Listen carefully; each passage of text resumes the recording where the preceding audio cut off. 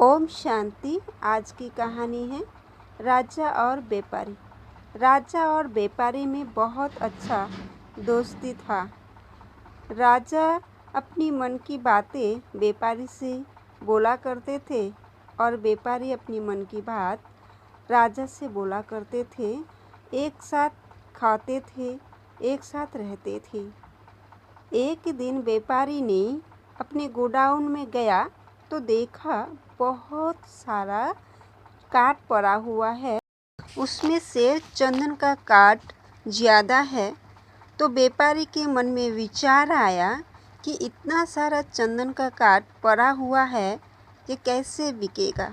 तो फिर उसके मन में आएगा चंदन का काठ कोई मरते हैं तो उसको जलाने के कार्य में लगता है। तो फिर वह सोचने लगा कि अगर साधारण प्रजा में कोई मरे तो मेरा चंदन का काठ नहीं बिकेगा, अगर राजा मर जाए तो। फिर वो सोचने लगा कि राजा तो अभी यंग है, उनका उतना उम्र भी नहीं हुआ है, तो राजा को कैसे मारा जाए। उसके मन में राजा को कैसे मारेंगे। इधर राजा सोचने लगे ये जो व्यापारी है, इस व्यापारी का कोई नहीं है और इसका इतना बड़ा व्यापार है, अगर ये व्यापारी मर जाए तो सारा के सारा व्यापार मेरा हो जाएगा और मेरा राज्य बहुत बड़ा हो जाएगा। अब जैसे ही एक दूसरे के मन में नेगेटिव थॉट्स अर्थात बुरे विचार चलने लगा तो एक दूसरे को मारने के लिए विचार चलने लगा और एक दूसरे में बहुत दूरियां पैदा हो गई। अब ना एक दूसरे से मिलते थे, ना बात करते थे, दूर से हेलो और हाय करके चले जाते थे। फिर व्यापारी के मन में विचार आया कि मेरा और राजा का कितना अच्छा दोस्ती था, अचानक से ऐसा क्यों हो गया। फिर उसने सोचा शायद मेरे कारण ही हम दोनों की दोस्ती में दूरियां पैदा हो गया है। फिर उसने सोचा कि क्यों ना मैं राजा को सच सच बोल दूं, क्योंकि मैं तो राजा के लिए बहुत बुरा और नेगेटिव सोचने लगी थी।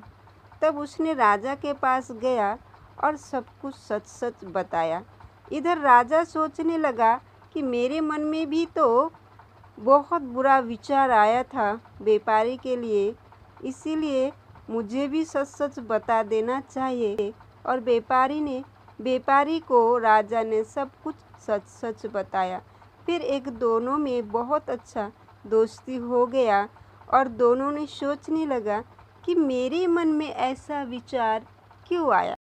तब सोचा कि वो जो चंदन का काठ है यही इसका कारण है।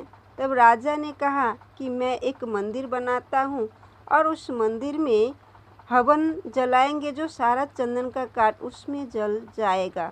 और विचारी ने तब कहा कि आप जब प्रजा के भले के लिए मंदिर बनाएंगे तो उस हवन में चंदन का काठ मैं फ्री में ही दे दूंगा।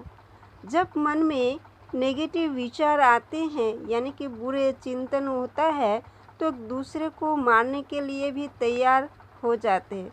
जब वही विचार पॉजिटिव हो जाते हैं तो दुश्मन भी दोस्त बन जाते हैं।